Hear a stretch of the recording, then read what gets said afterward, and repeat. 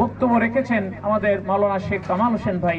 তিনি বলেছেন যে রমজান মাসে যখন বদরের যুদ্ধ হয়েছে, আল্লাহ রসুল বলেছেন সাহাবায়ে কেরামদেরকে, তোমরা রোজা ছেড়ে দাও, রোজা ছেড়ে দাও, যুদ্ধ করো।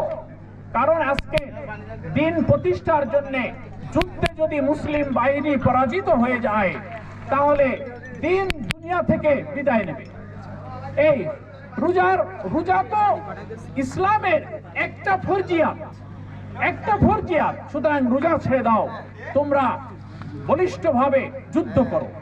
যুদ্ধ যদি করো ভালোভাবে, আমাদের মুসলমানদের যদি বিজয় হয়, তাহলে আগামী দিন এই দিন প্রতিষ্ঠিত হলে আমরা এখানে সবকিছুই আমরা দিনের কাজ ভালোভাবে করতে পারবো। মক্কা বিজয়ের দিনে রমজান মাস ছিল, সে সময় বলা হয়েছে যুদ্ধ ছেড়ে দিয়ে, তোমরা রোজা ছেড়ে দিয়ে যুদ্ধ করো।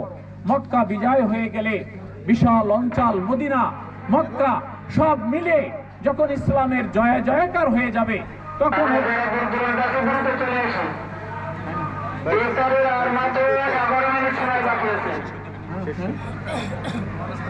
তাহলে আমরা শেষ করি।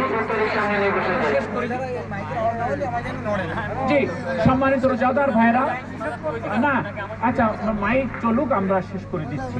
কারণ না, আমরা বলেছিলাম যে 5 মিনিট আগে যদি মাইক ধরা হয়, তাহলে তো রোজারা রোজা করতে পারে, এটা সম্ভব হবে না, ওনারা ধৈর্য ধরতে পারছে না।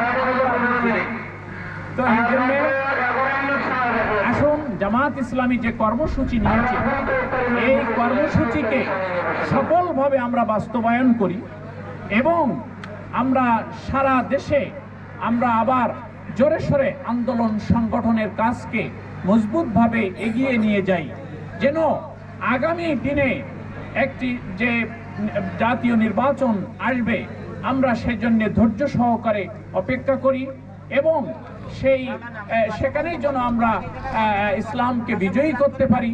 এবং কোরআনের মানে আমাদের এমপিদেরকে বলা হয়েছে, ওনাদের এরিয়াগুলোতে এমন পরিবেশ তৈরি করতে হবে যে মানুষ দেখে বলবে যে এই এমপি।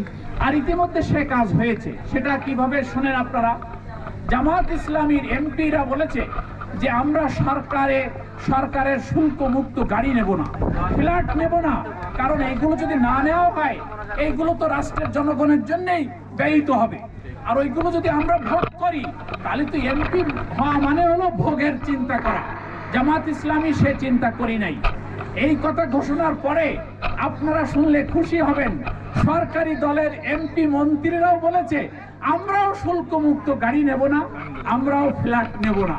তাহলে তো অলরেডি যে জামাত ইসলামী যে ইতিবাচক ভূমিকা রাখছে, এটার কিন্তু এই সুফল দেশবাসী পেতে শুরু করেছে। আরো ধীরে ধীরে আরো সুফল, আরো ভালো বিষয় জি আমরা দেখতে পাবো।